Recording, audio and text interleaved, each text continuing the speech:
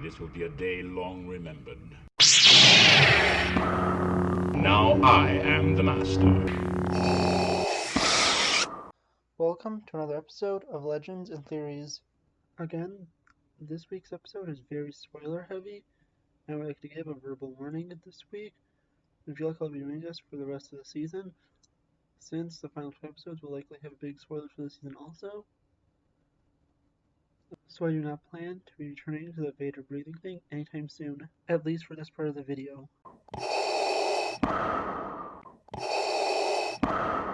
Djarin and Grogu land on Tython, where they immediately go to the Seeing Stone.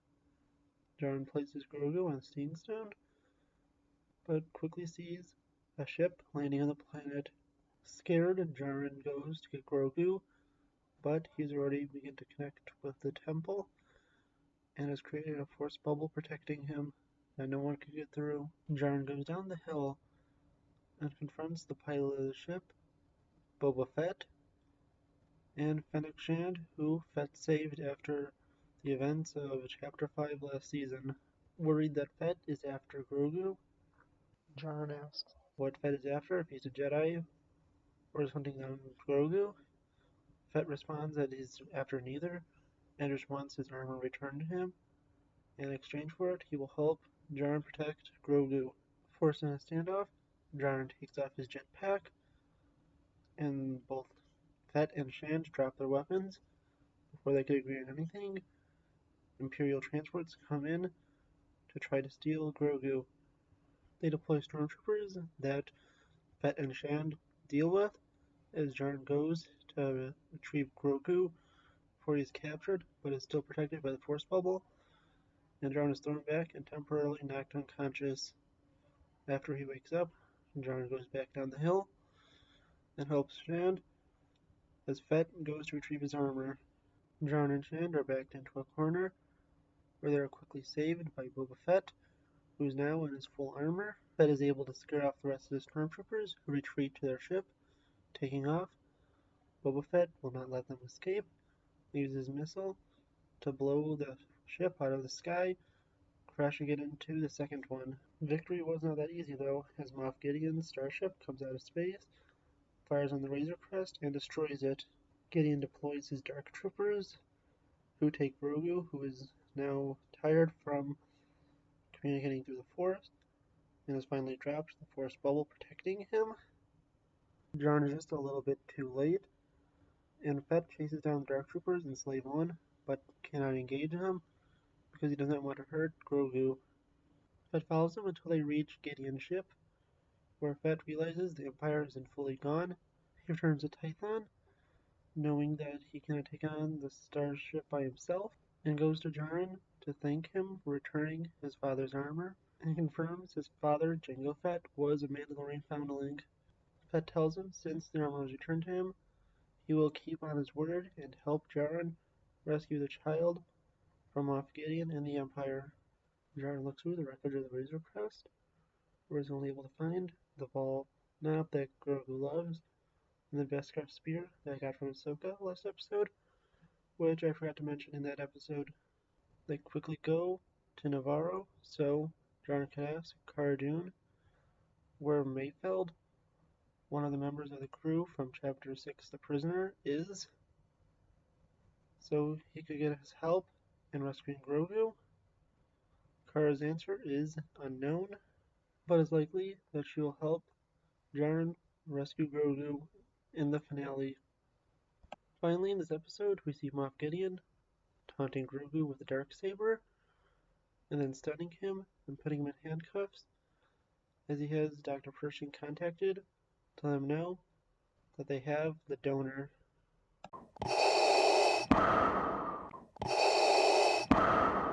Honestly, I love this episode. I don't think it's my favorite. I think the previous episode, The Jedi, still is, since I love the character of Ahsoka. But it definitely falls into one of the best. I need to think back on all the other episodes to see how I'd rank it compared to them. I was not that surprised that Boba Fett appeared after I saw the recap, including the scene from Chapter 5 that we all wondered about, if that was Boba Fett. So once I saw Slave 1, I was like, yes, I knew that was right.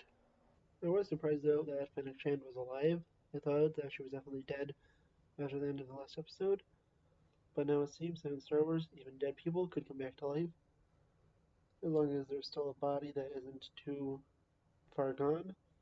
So what this means to other characters that have nearly died. I also love how Boba Fett was able to easily destroy stormtroopers also, and was able to rescue everyone towards the end. I like that he's being treated more as a hero in this episode. I also think that the next episode will not be a prison break episode, but instead that Carr is going to exchange a favor with the Republic to have Mayfield released to help them, and he'll get time off for good behavior or something, just like the Suicide Squad.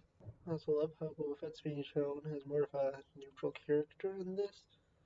How he's not really evil, but he's also not really good. He's just going to do what is best for him and his self goals, and will always keep on his word, which makes him an honorable character that goes hinted at in the Clone Wars.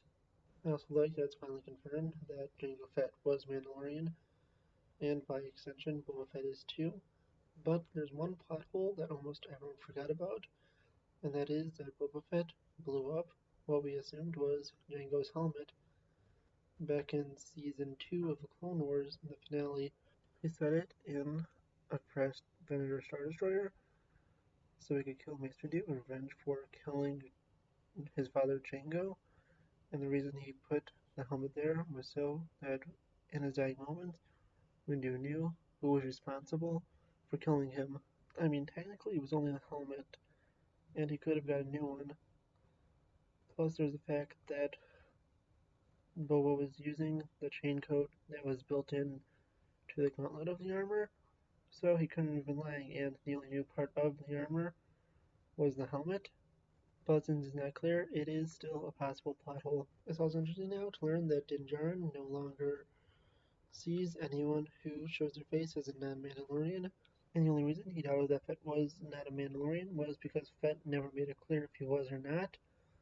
But once things were clarified about his father, Djarin said that the armor does belong to him and let him keep it. Meanwhile, on the other hand, it's kind of weird that when Djarin heard the name Boba Fett, he did not think of his father, but once Jango Fett's name was mentioned, Djarin was able to immediately recognize him as a Mandalorian foundling. Although he may have been able to read the chain code that was in Boba's armor and figure out from that, but I am not fully sure. So that's still a possible plot hole that exists in this episode too.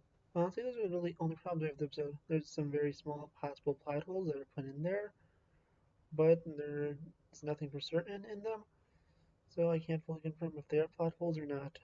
I don't really have much to think about Grogu being captured by the Empire, besides the fact that they're likely going to try to give Moff Gideon or possibly someone else force powers, although some are angry that the Dark Troopers did nothing in this episode. I actually think it's good, because I don't think they're going to be fighting Djarin and anyone else until the final episode of the season, because they want to slowly build up suspense with them, make them seem like an unstoppable threat, and didn't want to push too much in this episode. I think that the way that the Dark Trooper storyline will end is that Djarin, Fett, and Shand, plus anyone else they bring along with them, will be surrounded by multiple Dark Troopers, backed into a corner, and then whoever Grogu was able to contact through the Force will come in and rescue them at the last minute. Whether if this is Luke, Ezra, some new Jedi, or some random Force user is unknown, but I feel like that's what is likely to happen in Chapter 16, and the Dark Troopers will have little to no presence in Chapter 15. Actually, thinking on it, I think that's how Chapter 15 may end, with them being surrounded by Dark Troopers, and then Moff Gideon gaining full power through the Force by taking it from Grogu, and we'll end there. And Chapter 16 will begin the way I mentioned, with the Jedi or Force user rescuing them. I guess who Djarin's crew will be in the final few episodes of this season. This episode confirmed that the crew will definitely include Boba Fett and Fennec Shand, and is highly likely to include Mayfeld, but it's not 100% certain if he'll be part of the team, because he may not want to work with Djarin. since he put him in prison, but if he's given the offer to be released from prison early or get time off from a sentence, he may agree to help. But I don't think if he's broken out of prison by John, he will help him and likely will try to backstab him again. Although I'm uncertain, it is likely that Cardoon, Grief Karga, and Cobb Manth may also come to help them.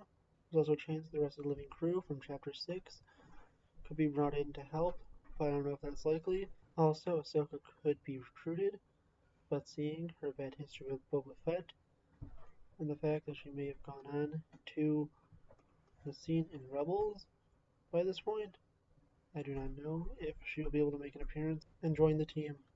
Thank you for watching this episode of Legends and Theories, and may the Force be with you.